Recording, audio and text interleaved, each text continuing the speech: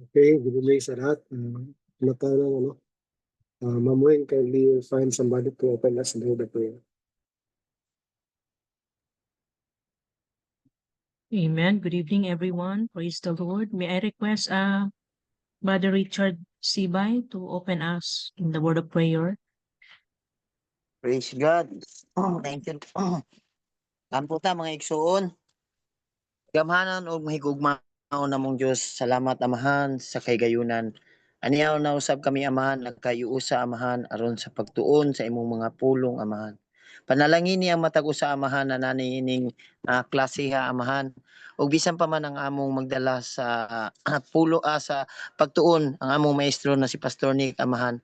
At bless siya amahan, hatagi siya og mga kaalam amahan na mapasabot ka namo amahan ang mga pulong gusto nimong ipaabot sa matag usa kanamo amahan. Panalangin niya matag usa amahan na kining mga pulunga, mga pagtuon amahan dili lang mulabay kawang sa among mga panghunahuna kundi matisip kini sa matag usa namo ng kasing-kasing. Kaning tanan namong ginapasalamatan sa pangalan ni Jesus. Amen. Amen. Maraming salamat po sa lahat.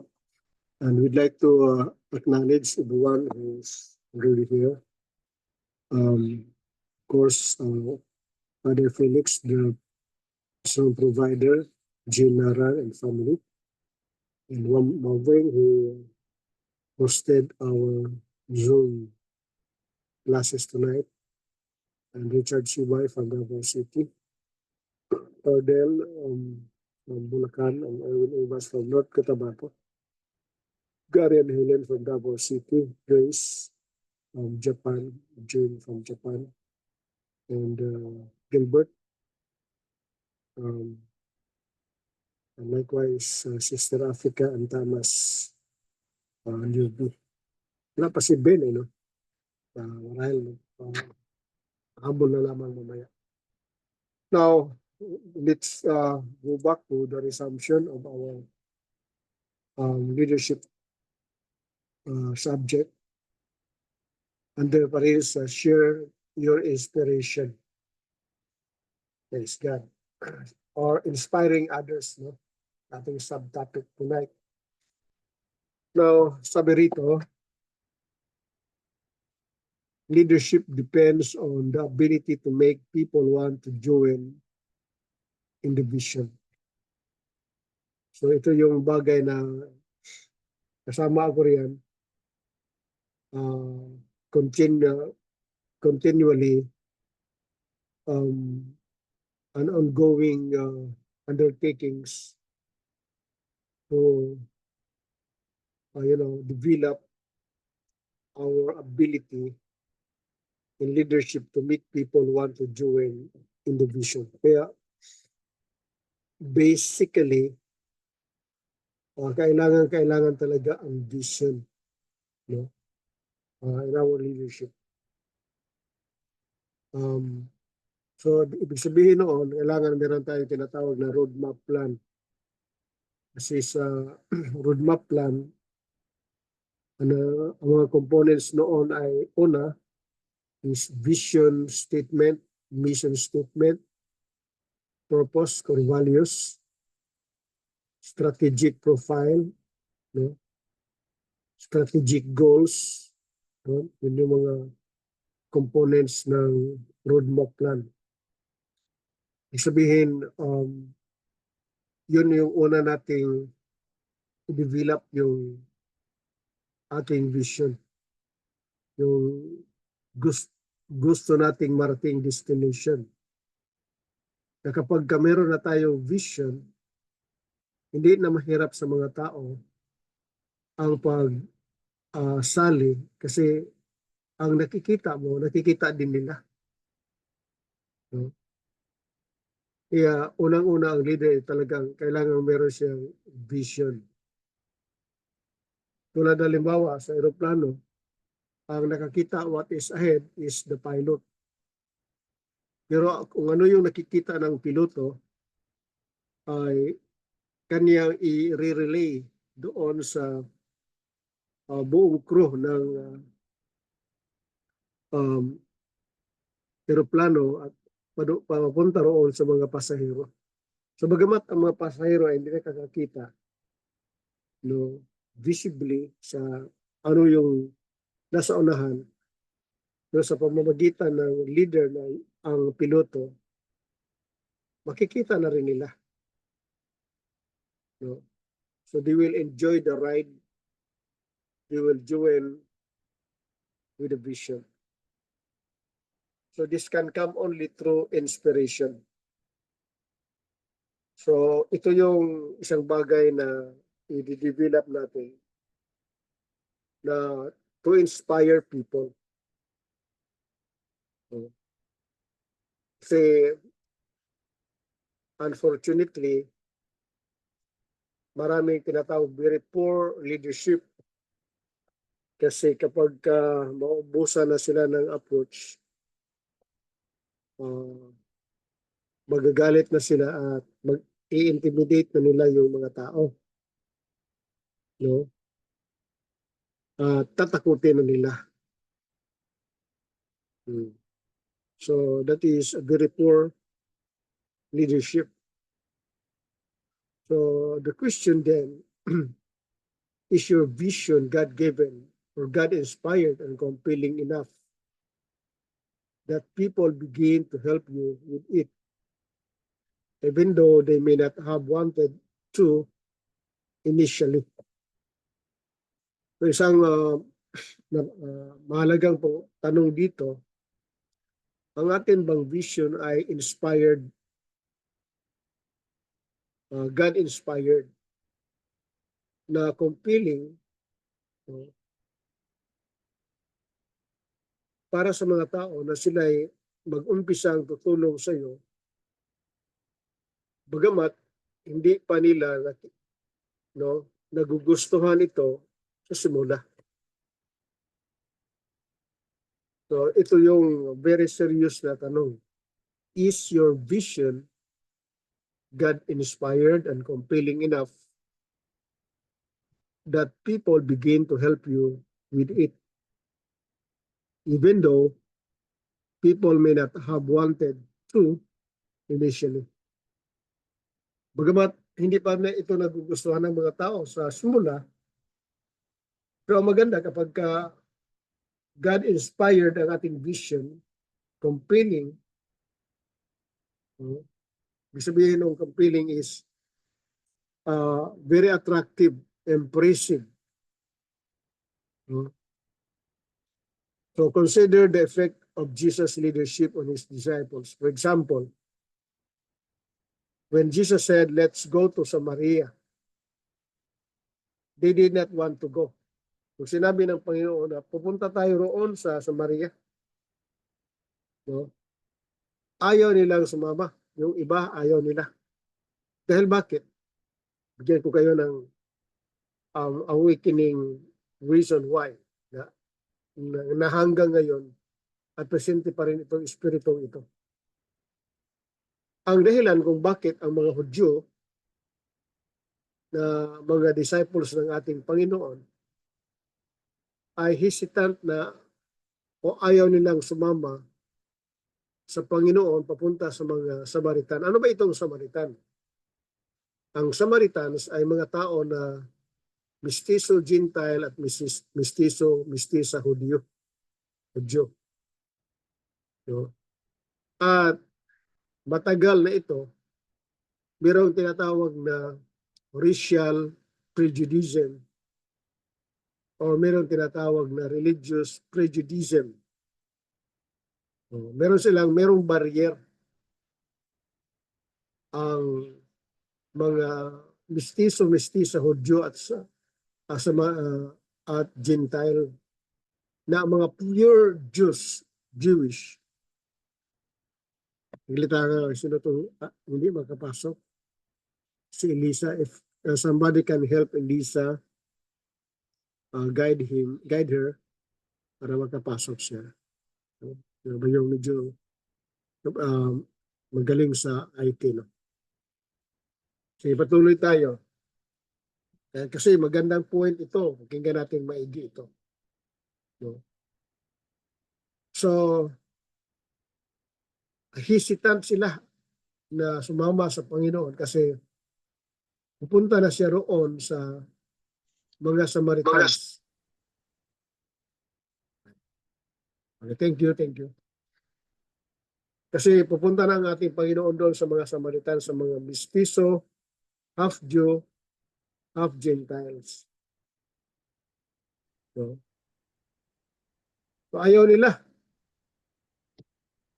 Ngayon, nangyari din ito.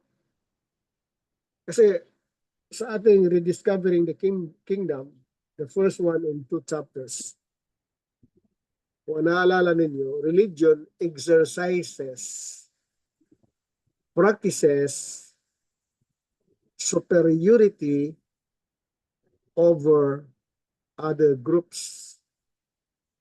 And religion exercises and practices exclusivity. Mataas ang tingin kasi ng mga Hudyo kaysa ibang mga lahi. Mataas ang tingin nila sa kanilang sarili. And that is religious inspired prejudice, discrimination. No? So ayaw nila pumunta roon. Pero tingnan natin na ang kasama nila is an ambassador of the kingdom, an ambassador of the government and country called kingdom. Na ang gobyerno ay walang pinipili na tao. No? May team siya. No? May pinag-aralan o walang pinag-aralan. Mayaman man o hindi. Regardless kung anong religion meron siya, hindi yan tinitingnan ng kingdom. Kasi ang gobyerno ay para sa lahat. While ang religion para lamang sa iilan. Because religion strictly exercising, practicing exclusivity and superiority over other groups. Diba? Kaya itong mga mimo-mimo na sinasabi rito ngayon na hindi tayo pwede pupunta doon sa ibang grupo. That is a result of a religious inspired kind of leadership. Tingin natin, parang tayo lang ang ligtas, tayo lang ang mabuti, tayo lang ang banal. The rest, hindi na. So, tinitingnan ko, like for example,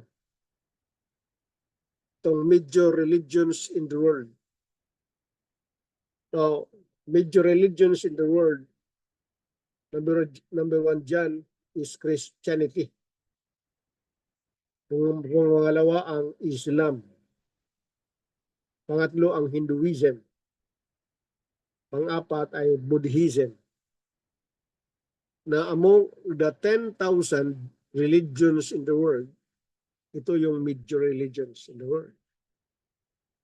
At meron tayong 4,000 acknowledged religions in the world. So, now under Christianity is the largest religion globally with a significant presence in Europe, the Americas, and parts of Asia and Africa. The second largest is Islam, with a strong presence in the Middle East, North Africa, and parts of Asia. And we have Hinduism, Buddhism, Judaism. Meron tayong Sikhism. Then, under naman sa Judaism as a religion, meron silang tinatawag na Orthodox, Conservative, and Reform Judaism. Meron silang tinatawag na Reconstructionist Judaism, Humanist Judaism, the Right Judaism, Ashkenazi Jews, Sephardi Jews, Mizrahi Jews, Harid Judaism, Samaritanism, Pharisees, Sadducees. Yun ay tinatawag na mga denominations, sikta. Now, under naman sa Christianity as religion, nangunguna dyan ang Catholicism. No? Nangunguna ang Catholicism. Then, merong tinatawag na Lutheran, Anglican, Presbyterian, Baptist, Methodist, Pentecostal, no, Reform, at marami pang iba. At under naman sa Pentecostalism, no, merong tinatawag na Calvary Holiness Association, Congregational Holiness Church, Church of God in Christ, Free Gospel Church, and the Pentecostal Holiness. Then sa Pentecostal as religion, may mga sikta na Oneness, Baptistic, Holiness, and Apostolic. So, as sa Apostolic naman, marami yan. So, tinatawag yan na mga sekta or denomination. Tulad sa Judaism as religion, isa sa mga sekta o denomination is yung mga Sadducees at mga Pharisees, mga scribes. Those are what we call denomination under sa religion, sa Christianity or sa Judaism. Christianity marami din. Now, ito yung dahilan kung bakit alanganin ang mga disciples ng Panginoon na sumama sa Kanya. Imagine, they were thinking, we do not mix with the Samaritans. Kasi labag yan sa kanilang ano. Meron pa ba yan ngayon? Meron pa eh. Meron pa rin. Kasi religion is about controlling. No? But leadership in kingdom is not about control. It is about service. Leadership, isulat ninyo, leadership is not about control, but it is about service. Sino ba ang paglilingkuran natin? Lahat. Lahat ng tao. Walang pinipili. Ang religion kasi namimili. Because religion exercises, practices exclusivity, like the Jewish one. The Judaism as a religion. So we do not mix with the Samaritans. But Jesus sat on a well right outside Samaria and talked with a troubled Samaritan woman in order to help them see the vision he had for the Samaritans. Okay. So, pag-check na lang mamuhing sa mga messages. Yung iba daw nagbabiyahe pa. Opo, Sir Nick. Nare-reply ko na po. Okay po, salamat din. So, tingnan nyo. So, ito yung bagay na talagang magpasa hanggang ngayon. Itong spirit of religion in leadership. Is one of that is control instead of service. Okay. Leadership is not about power over other people, but it is empowerment. Ano ibig sabihin ng empowerment? To train and retrain leaders, not to become biased and prejudiced and discriminating, ready to serve regardless of political, religious belief of every individual in the community. Kaya ang nangyayari sa leadership in the inspired by religion, na kung ikay sasama sa ibang grupo, you are charged guilty by association. One yung point? Samantala, ang gospel of the kingdom is a mandate to preach the gospel of the kingdom to every creature. Sa lahat ng tao. Wala tayong pinipili. At wala rin tayong kaaway. Sila yung mga anak ng Diyos na nawala, naligaw, na dapat marating natin sa pamamagitan ng magandang balita ukol sa kaharian ng Diyos. Another thing about leadership is not about manipulation. It is inspiration. So we need to inspire our people, our leaders. Now, while Jesus sat on a well outside Samaria and talked with a troubled Samaritan woman in order to help them see the vision he had for the Samaritans. When that conversation was over, the nearby Samaritan town invited Jesus to stay there, and all the disciples went along. Ang hindi, ibang klase ang nangyari. Dahil giniba ng Panginoon ang wall at nag-establish siya ng bridge. Kasi unang approach ng Panginoon, sabi niya, "Can you give me water to drink?" Unang-una nakita ng babae, si Jesus ay Hudyo. There was already an established wall, no, because of the spirit of religion between Jewish and Samaritans. Sabi niya, Hudyo ka, ako ay Samaritan. Ang taas ng tingin ninyo sa inyong sarili, ba't pumunta ka rito sa amin?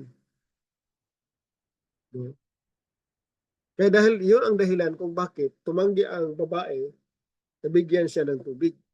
Because of that very long, no, prejudice, discrimination between Jews and the Samaritans. Pakitulong po kay Brother Ben. Now, ang Panginoon, ang mission niya ay ang buong sangkatauhan. Dahil kung hindi niya pinupuntahan yung mga Samaritans, hindi maisa katuparan ang vision, no, ng Panginoon na iligtas ang buong sanglibutan. For God so loved the world that He gave His only begotten Son, that whosoever believeth in Him should not perish but have an everlasting life. So Jesus came to resolve the religious discriminating conflict between the Jews and the Samaritans. Sabi niya, babae, kung alam mo lang kung sino itong humingi sa iyo ng tubig, talagang hihingi ka sa akin. Kasi sabi niya, ang tubig na iniigib mo, kapag kainumin mo, uuhawin ka pa rin. Pero itong tubig na ibibigay ko sa iyo, hindi ka uuhawin ito. Magkakaroon ka ng kasiyahan, satisfaction. Kaya dahil doon, na-impress ang babae, sabi niya, meron bang ganon? So kita mo ang Panginoon, He opens the door. He makes friends. No? He makes friends with people. Sa religion kasi, atake ng atake. Bumba ng bumba bago i-convert. Ang Panginoon is making friends. He is connecting with people. No? Pinaplansa niya. Inaayos niya ang relationship. No? Talagang nilinisan niya Dahil doon na he connected to the woman and the woman connected to Jesus. So meron bang ganun? Kung magkagayon, Panginoon, bigyan mo ko ng tubig na yan para sa gayon, hindi na ako mag-i-give pa rito. Sabi ng Panginoon, okay, bigyan kita, pero sabihin mo muna sa iyong asawa ang tungkol sa tubig na ibibigay ko sa iyo. Sabi ng babae, wala akong husband o asawang lalaki. Sabi ng Panginoon, di ang totoo. Kasi ang totoo, panglima mo na yan, hindi mo yan sariling asawang lalaki. Panglima na yan. Bigyan ko kayo ng isang revelation dito.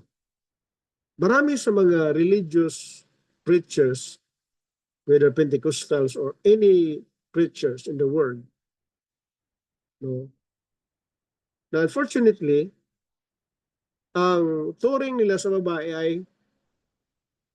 isang harlot woman, no, isang mababang lipad na babae. Hindi yun. Kasi ayon sa kultura ng mga Hudyo, na kapag ka ang babae, ang kanyang asawang lalaki ay mamatay, ang papalit na bilang asawa niyang lalaki, noong namatay na niyang asawang lalaki, ay ang kapatid noon. Nangyari na ang pangalawang pumalit, namatay din, namatay yung pangatlo, namatay din yung pang-apat, at yung panglima ang nagiging husband niya. Kasi kultura yun ng mga Hudyo. Kapag wala na talagang mga kapatid na lalaki, yun ang masaklap sa buhay ng isang babae na manatili siyang balo. Kasi wala ng mga kamag-anak na lalaki na papalit bilang husband niya.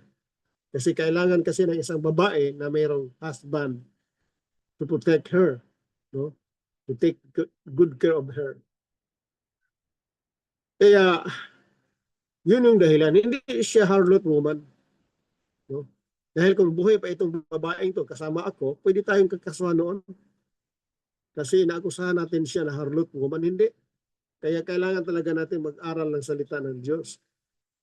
Hindi lang tayo ng basa, sisigapan natin minsan na ang totoo pala, hindi. Dahil doon, iniwanan niya ang Panginoon, tumakbo siya, natisigawan, sabi niya, come, see a man who told me everything about my life. So nagiging evangelist siya ngayon. So that was because of the kingdom's evangelism strategy of the Lord to make friends with people. And to make them very convenient and comfortable. Hindi tulad sa atin noon, sa akin, na hindi ka magaling na preacher kapag wala kang tinatamaan, wala kang nasasaktan, nadamdamin, wala kang gibunog. Di yun ang tunay na leadership.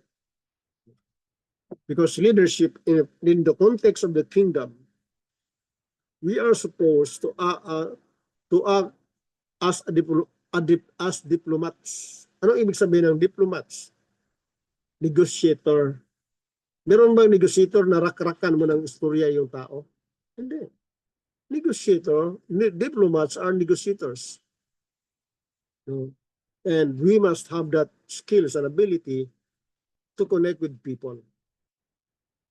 Because leadership is connecting people. Now, yun yung nangyari. That when that conversation was over, the nearby Samaritan town invited Jesus to stay there, and all the disciples went along. So dahil doon, sa resulta ng kanilang conversation ng Panginoon with the Samaritan woman, Jesus was invited to stay kasama ang kanyang lahat ng kanyang mga disipulo at mga estudyante. So we believe most of the Samaritans were looking around and saying, these Jews are in our town. Jesus' disciple Peter might have said, I'm here only because of him. Of course, after Peter was filled with the Spirit of God, he went back with John and prayed for the Samaritans to receive the Holy Spirit also. Okay. So, maging si Peter, yun, religious talaga yun. So, sabi niya, ako'y pumunta rito dahil sa Panginoon. Pero nung si Peter ay nakareceive na ng banal na Espiritu, bumalik siya doon sa Samaria at pipray niya ang mga Samaritans na makatanggap ng banal na Espiritu. So, ang ganda, di ba? So tayo, wala tayong pinipili. Pwede tayo pumunta kahit saan. Kaya lang minsan, the spirit of religion, no, stop us. No. So we do not know what's behind. But as far as kingdom leadership is concerned, we're supposed to go anywhere, everywhere, just to bring the gospel message of the kingdom. Now, the key to mobilizing others is inspiration. So if you can inspire, you can mobilize. So this is leadership. Yun yung tunay na leadership. Because in the Old Testament alone, basically, sabi ng Panginoon, let them have dominion. So binigyan tayo ng kalayaan to exercise our kingdom mandate. To have dominion over the resources of the kingdom, but not over another mankind. But religion is exercising leadership over another people. But kingdom mandated, leaders are mandated to exercise their leadership, stewardship, managerial functions over the resources of the kingdom. G. Oswald Sanders wrote, the ability to inspire others to serve and sacrifice is the mark of a true leader. Ito yung sinabi ni J. Oswald Sanders. The ability to inspire others to serve and sacrifice is the mark of a true leadership or a true leader. Because inspiration is the capacity to mobilize, to activate, to motivate, to stimulate, and cause others by our own character and vision to initiate a change of their own priorities and to participate in a corporate vision. Sabi niya, ang inspirasyon daw ay kapasidad para ma-mobilize natin ang mga tao, ma-activate natin ang mga tao, ma-motivate natin sila, ma-stimulate, at magiging dahilan ito na sa pamamagitan ng ating karakter at vision, they will initiate a change of their own priorities and to participate in a corporate vision. Si Dr. Martin Luther King Jr. had a dream that Americans of every race could live without prejudice and racism, and that they could be judged only by the content of their character. Itong si Dr. Martin Luther King Jr., ito yung kanyang sinabi. Ito yung kanyang vision na darating ang panahon, kasi mga black kasi ito sila. Wala na daw prejudice, wala na racism. Wala na. Kita mo sa Facebook, may nabasa ako. na binubuli yung mga Blaan tribe. While in the Congress, there was already a bill passed na hindi na ibubuli itong particular na tribe, itong mga Blaan tribe. Yan para sa kaalaman ng lahat, ako ay isang Blaan. We are bullied by people. Naalala ko noong bata pa ako, yung ano namin, yung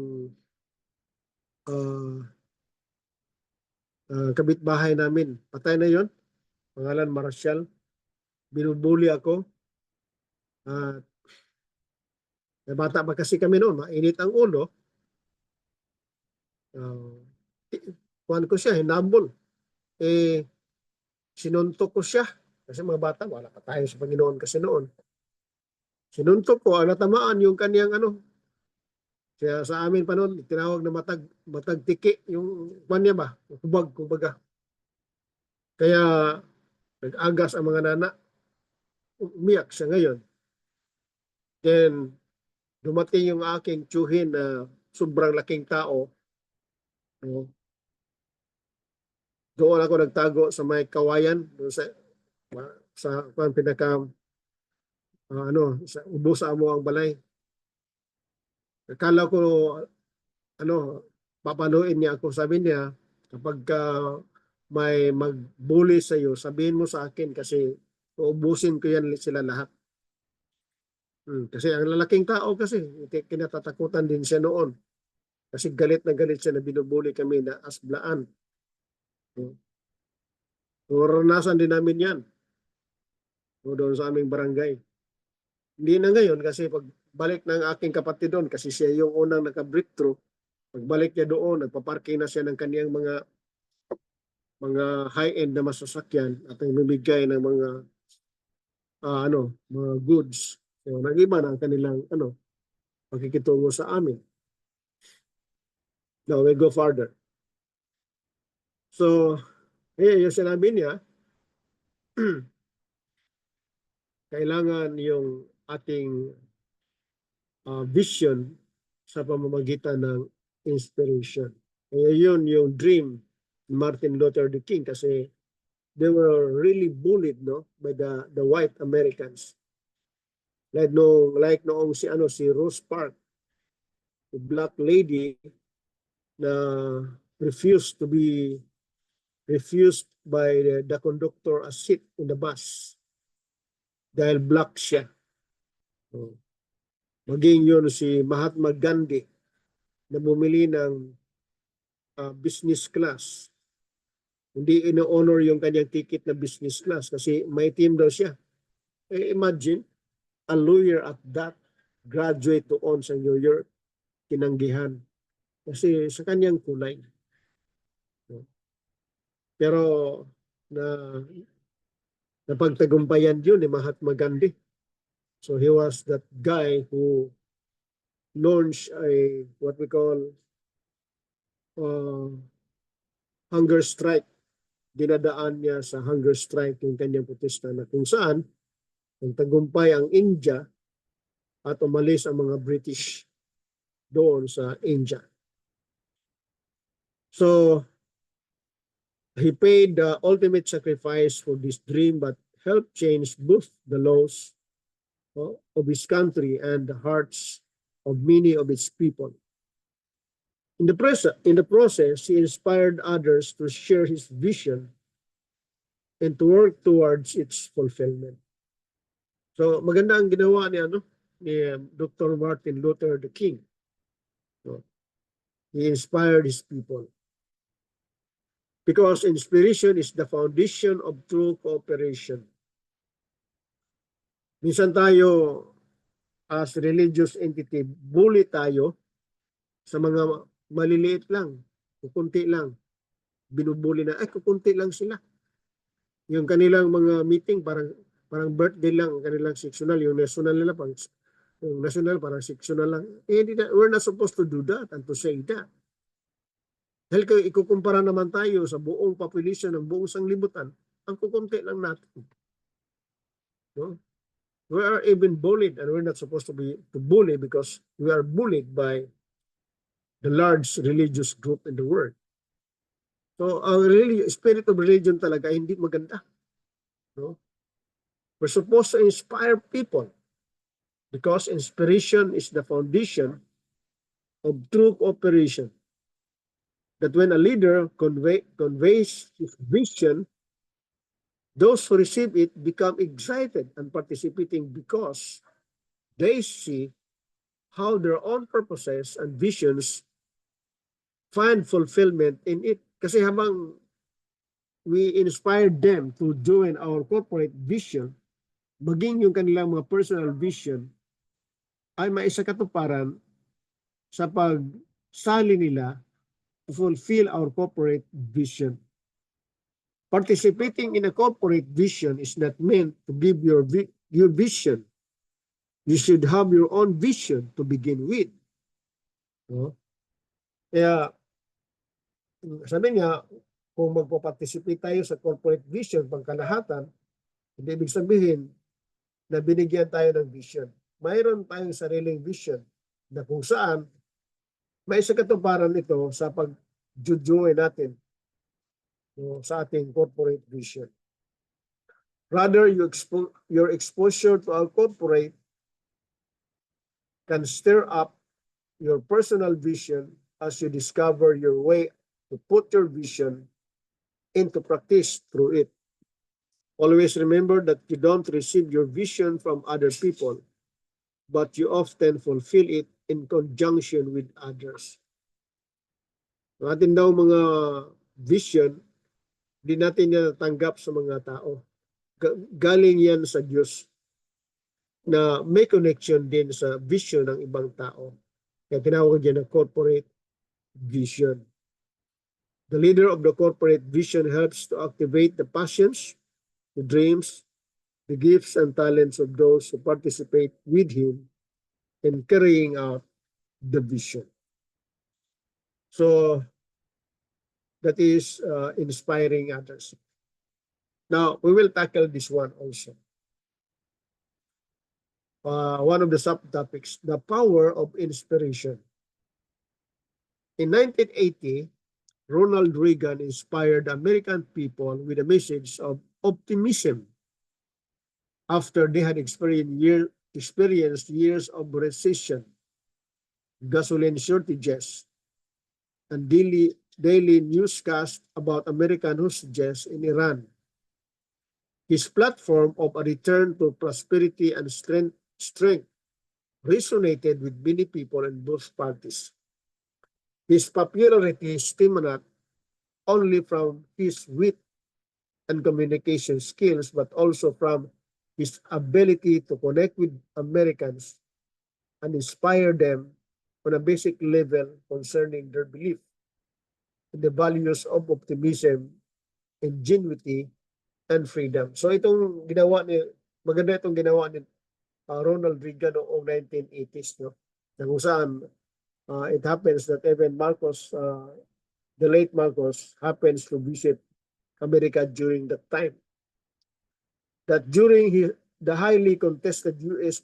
presidential race of 2008, a young man of mixed race, his father was black from Kenya and his mother was white from the United States, surprised many by emerging as the presidential candidate for the Democratic Party. So as this lesson was written, the outcome of the election is still being decided, regardless of party affiliation or whether they agree with his political positions or not. People acknowledge Barack Obama's ability to inspire others. So, maging sa panahon din ni Obama, why people joined with his presidential bid, because he was able to connect with people by inspiring people.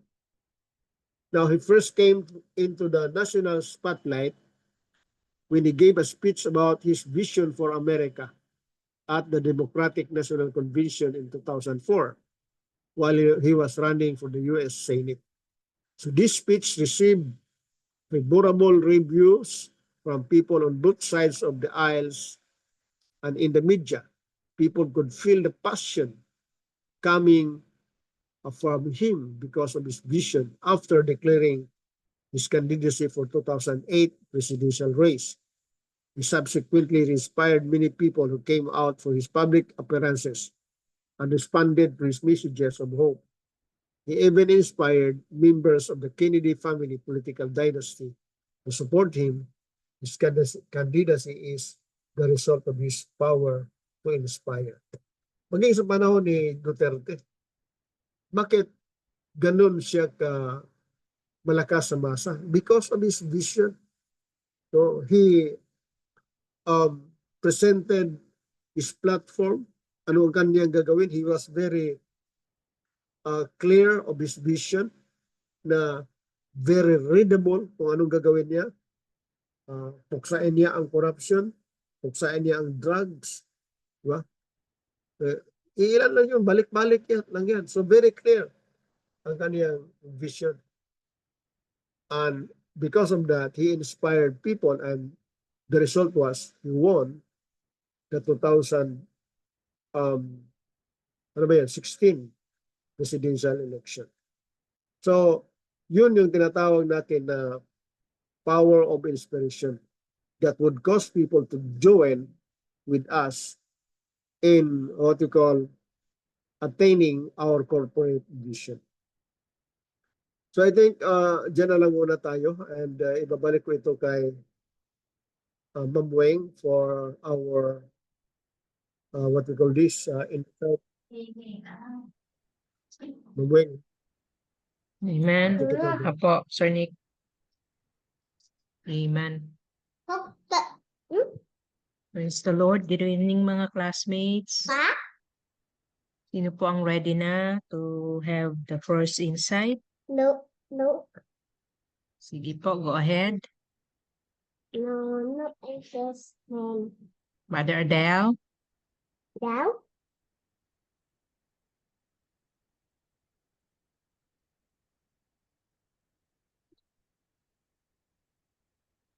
Amen.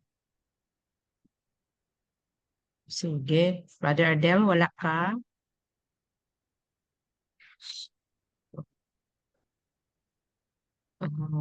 Praise God. Si Pastor Thomas, hindi rin siya maminaw lang din siya. Praise God. Si Brother Gilbert.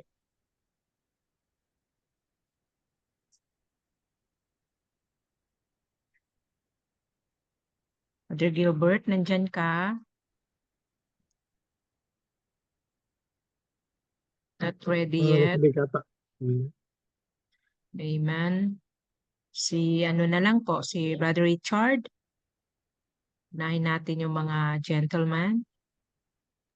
Praise God. Amen. May gabi, Ma'am Weng. May gabi, Pastor. May gabi sa tanan.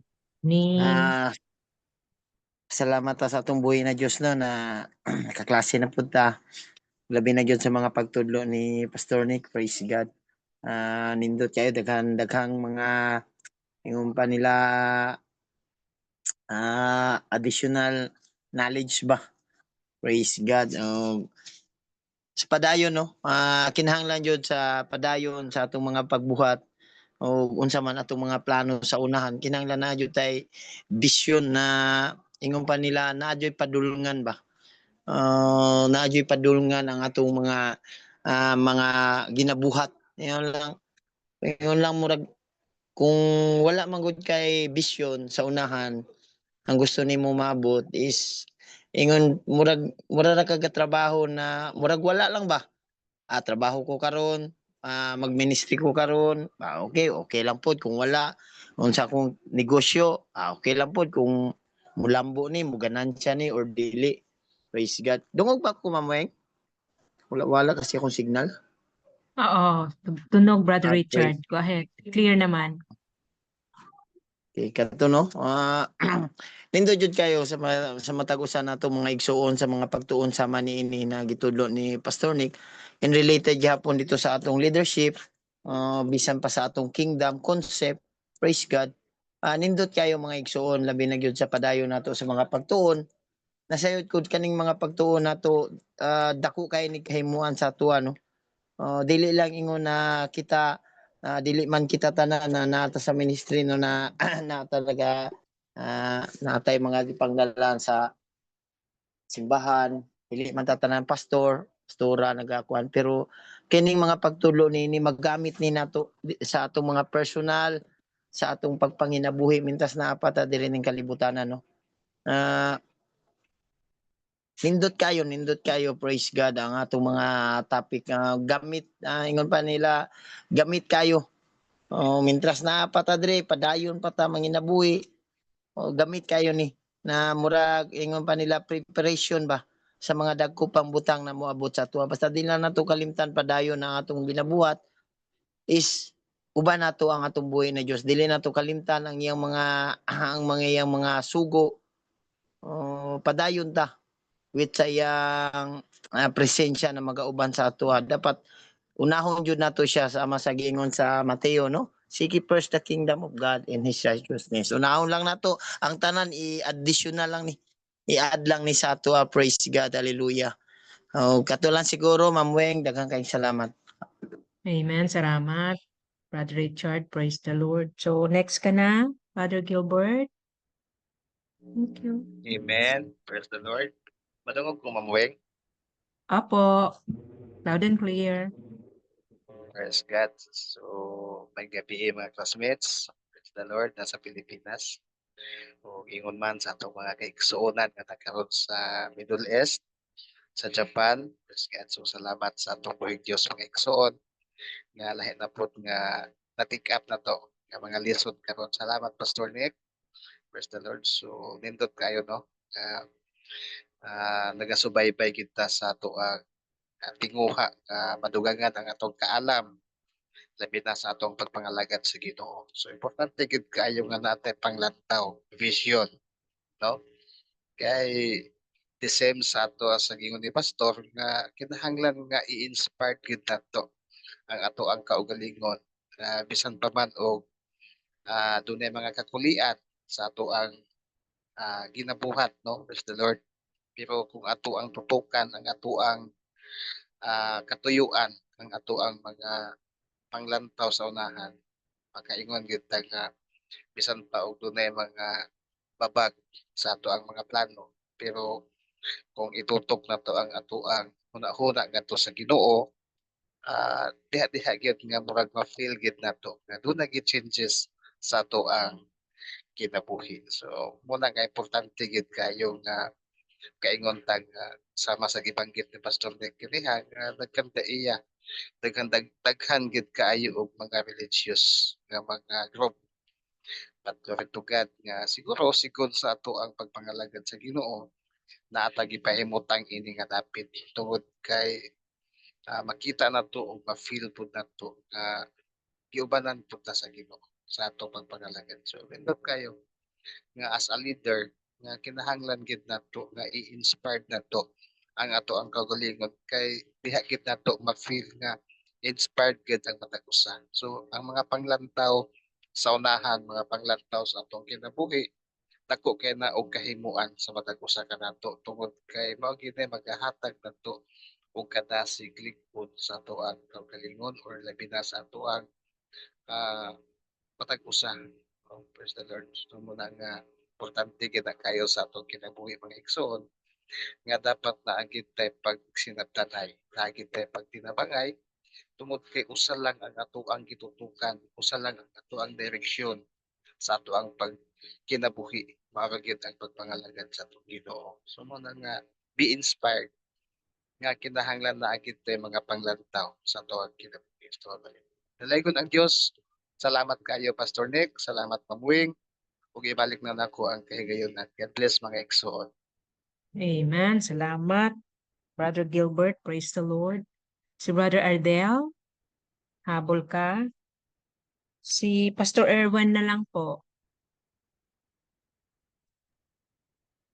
Yes, Amen. Magandang, Good evening magandang gabi po. po. Go ahead po. Magandang gabi, Pastor Nick, at sa mga kapatiran na nandito, magandang gabi po. So, pasalamat sa pagtudlo ni Pastor Nick. inspired others. So kinahanglan gid naton mga ma-inspired ang uban pinaagi sa mga butang nga naa kanato. Dili lang ingon sa leadership apan sa aton nya experience sa adlaw-adlaw sa atong pagkinabuhi nya ingon ni Pastor Nick nga ang vision wala maghalin sa tawo kundi naghalin sa Ginoo. Nga may mga butang nga i-reveal ang Dios sa aton nga pwede usab maka-inspired sa uban, makadasig sa uban na makahatag pud ta og sama sa usa ka babayi nga Samaritan nga gi-reveal sa Ginoo ang iyang pagkatawo. So dako niya nga kalipay og siya nakahimo sa pagdani ngadto sa uban sa pagduol sa Ginoo nya ang Ginoo wala gid siya nag og discrimination pareha sa gihuna-huna sa mga daghan kaayong mga religious nga panguna-huna sa religious nga leadership nga ang tawo ilang i-manipulate mauna nga hangtod karon daghan gyapon nga mga panghitabo ngayong ana nga gusto ka mo bisita sa imong higala pero tungod kay may mga pastor sila, may leader sila nga giila, once nga moadto ka didto sila nga wala ka mananghid sa ila nga pastor, ma-foul, maano ka, ma-sanction ka, mapatawag ka. So munang pinakapangit sa religion nga bagkus nga wa man kay intensyon nga lain nga ang sa ato alang makahimo ta og maayo nga relasyon, makahimo ta makighigala, pero tungod mga igsoon sa religion mao na nga diri nasabtan naton nga ang pag-inspired ngadto sa uban sama sa gibuhat sa atong Ginoong Hesukristo nga wa siya nagpili og tawo, wala siya nag-discriminate, wala siya nag down og tawo apan gihimo niya nga higala og maayo nga relasyon sa isig katawo. So salamat Pastor Nick sa idea nga mahitungod niini nga dinadugangan na usab ang aton nga pagtuon sa mga pulong sa Dios ug salamat sa mga bisyon nga gipadayag sa Ginoo nga atong nadawatan ing ani nga pag-inspired ug makahimo kita sa pagdasig ug paglig-on ngadto sa uban pinaagi sa mga pagtudlo. So daghang salamat Pastor Nick. Ma'am Weng, akon ibalik ang panahon. God bless you po. Amen. Salamat, Pastor Erwin. Praise the Lord. Si Brother Ardel, habol ka po sa insight. Amen. So proceed tayo sa ating mga ladies. Sister Grace. Good evening po. Amen. Abdik talaga. Amen. Ano po ako sa, Sige. ano daw? Ang leadership is inspiring others. Leadership is empowerment. And leadership is a service na napakahalaga sa isang leader na may vision siya. Na kung sa napapansin ko sa mga examples na binigay ni Pastor Nick, yung leader na nakapagbibigay ng inspiration sa iba to make someone join. Yung sabi niya kanina na nandun yung action as a leader, nandun yung action, hindi puro salita. Nandun makikita ng tao. Bakit maniniwala ang tao sa leader na yan? Kasi nakikita yung mga gawa niya na hindi puro dada. Tsaka hindi namimili ng kung sino ang bibigyan ng service. So politically sa atin sa Pilipinas, namimili kung sino lang yung tawag niyan, boboto or potential na boboto, yun lang yung tawag niyan. Kapag nanalo na din, kung sino lang yung malapit sa yun lang yung binibigyan ng service sa kingdom. Ibang-iba po. Ibang-iba din po sa religion na kung magagalit, sabi nga Pastor ni kanina na magagalit kapag pupunta ka sa yung makikipagkaibigan ka, So naranasan ko po yun. Marami din akong naririnig sa amin na gano'n, na nagagalit pa yung isang pastor sa kanyang mga youth na bakit nagsimba doon. So parang ang pangit ng pag-iisip na gano'n, na wala namang tawag niyan, intention yung mga bata, yung youth, na kumbaga parang hindi ko maintindihan kung anong pag-iisip ang meron yung tao na yun, na kakagalit niya kasi hindi daw naturuan ng tama, hindi daw naturuan ng tama sa doctrine na kung ano yung tinuturo niya. So nung narinig ko yung mga explanation ni Pastor Nick, yung mga kung bakit ganun ang religious na mga tao, naintindihan ko na hindi kasi nila naintindihan yung sa kingdom. So, ibang-iba po talaga na kapag isang leader ay talagang mag-i-inspire tayo through our actions po. Yun lamang, maraming salamat. Back to you po, Ma'am Weng. Salamat, Sister Grace. Praise the Lord. Sunod natin, Sister Africa. Amen. Magandang gabi po sa lahat. Good evening. Maraming salamat po, Pastor Nick, muli sa gabing ito. Sa aming natutunan po. Dito pa rin po ako sa parting, yung share your inspiration. And po, sharing our inspiration, basically, I need our vision.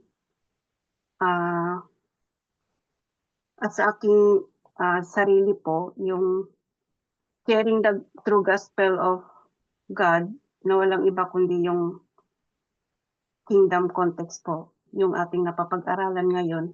Imbes na ang religion po ay isa sa yung naging vision ko na inaasam simula po nung narinig ko kung ano po ang meron sa kingdom, at yun po nabuo sa puso at isipan ko na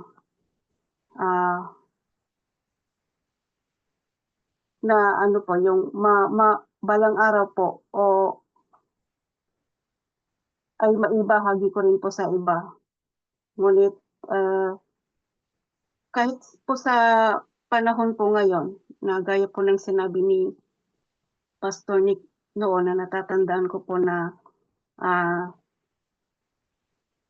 yung hindi mo hintayin yung tamang panahon. Kung ano po yung natututunan po natin ngayon, unti-unti din po natin na i-share po sa iba. Pero ngayong gabi po, natutunan ko na paano ko maibabahagi sa iba at paano ko mainganyo ang kapwa natin about His kingdom kung ako man din ay hindi nakakasunod at sa mga utos ng Diyos, lalo na po yung turo dito sa kingdom po na ay hindi ko naipapamuhay po. At dahil diyan, nasabi ko sa sarili ko na ito ay yung sarili ko muna ang unahin kong turuan at baguhin at palakasin. At lalo yung at lalo ng aking relasyon po sa Diyos, upang sa ganun ay kapag dumarating yung time na kailangan kong ipakilala ang kaharian ng Diyos sa iba, ay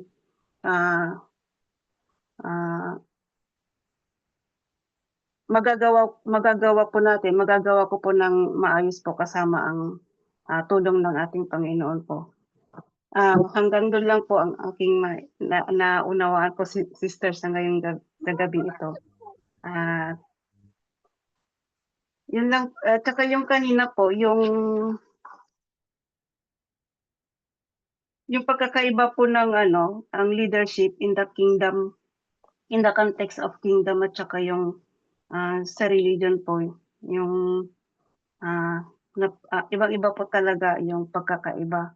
Ramdam naman po natin yun eh, simula po nung narinig po natin ang about kingdom. Naramdaman ko na po talaga at ayun, nakita ko na po yung pagkakaiba. Kaya yun lang ang pinapasalamat ko sa ating Panginoon na kahit na na nagdaan ako sa religion pero salamat sa Diyos kasi hindi ako masyado talagang na yung parang na-immerse sa na ito na napalalim o sa ilalim sa katuruan ng religion. Kaya maraming salamat sa Panginoon kasi ito mas nakita ko po na mas lalago ako pagdating dito sa kingdom po. Kasi nung nasa religion pa ako, yung parang mababaw lang po yung aking yung pangunawa kung about life, about Jesus, ganun po, about yung mga bagay na po nangyayari sa buhay natin at bakit tayo nilikha ng Diyos. Yun lang po, sister. At maraming salamat po muli. God bless us all. Amen. Amen. Salamat, Sister Africa. Praise the Lord. It seems na yung mga nasa Japan, Sister Jean, Sister Eliza, wala sila. Sister Vanessa din, ano po. So, praise the Lord. Ay, nawala na si Sister Lynn, at saka si Sister Helen. Amen. Si Brother Ardel daw po nasa duty, Sir Nick. So, wala na rin po Sister Lynn, Sister Helen, wala po. Siguro na na yung kanilang signal.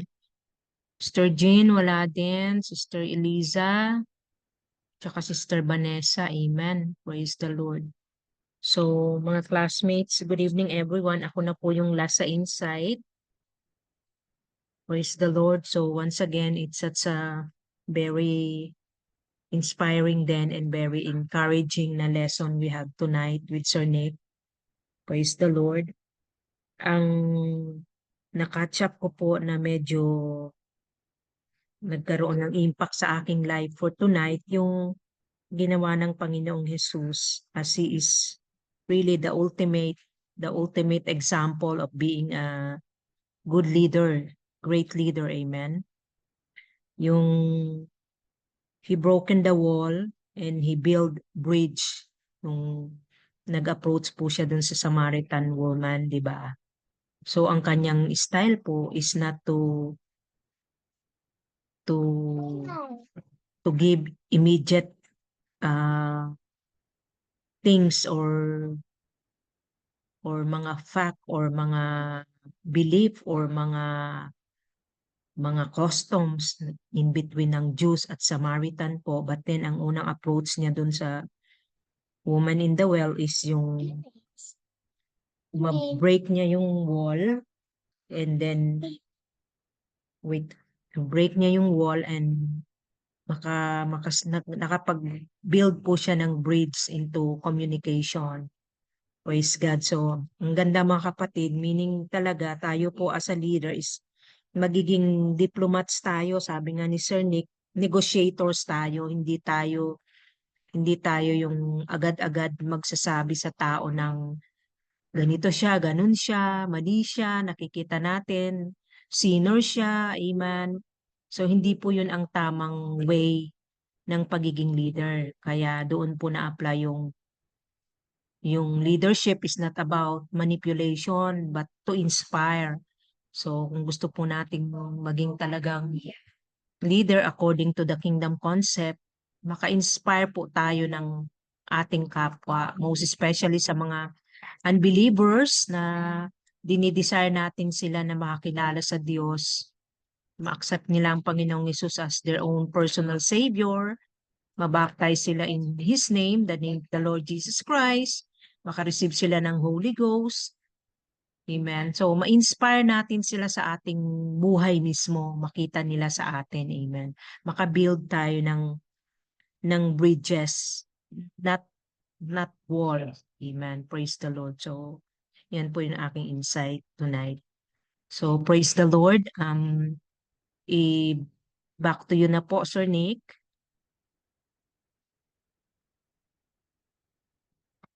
Okay po, Mamoy, salamat, no? Maraming salamat talaga. Yung next meeting natin will be discussing inspiration versus manipulation. Bukas na ito. Hope nandyan pa rin kayo. Inspiration versus manipulation. Alamin natin to. Anong ipaloob Amen. dito. Ganda to. Mga 4, 5, 7, 8. Mga walong slide ito. Inspiration versus manipulation. Kasi yung Amen. kanina, dalawa yun kanina. Inspiring others and the power of inspiration. Bukas naman, inspiration versus manipulation. Thanks God. Umusin natin itong bukas. Dalawa ito. Inspiration versus manipulation at saka leadership is contagious inspiration. Amen. Sige po, I will close this in the word of prayer. Mga kapatid. Mamuing, back to you to find somebody to close. Amen. Praise the Lord. Hallelujah. Nandiyan ka pa ba, Sister Grace? Nandiyan ka pa, sis? Can you close us in the word of prayer, Sister Grace? Okay po. Amen. Let us pray, mga kapatid. Our Heavenly Father, we thank you po sa pag-aaral at natutunan namin ngayong gabi. Papasalamat po kami sa pagbibigay niyo ng good health kay Pastor Nick. Financial po sa buong pamilya niya at sa amin din po na nandito na patuloy kami natututo, patuloy kami tinuturuan na papasalamat kami na yung mga natutunan namin sa iyong tungkol sa iyong kaharian ay sinishape ang aming pagkatao at aming pamumuhay. I-bless mo po ang bawat isa ang mga hanap buhay. Bless mo po kami spiritually, financially, physically, Ama, na mapagpatuloy po namin at maging successful po kami na mga leaders, maging pakinabang ng mga mamamayan sa iyong kaharian. This we pray in the mighty name of Jesus. Amen and amen. Thank you po. Amen. Praise the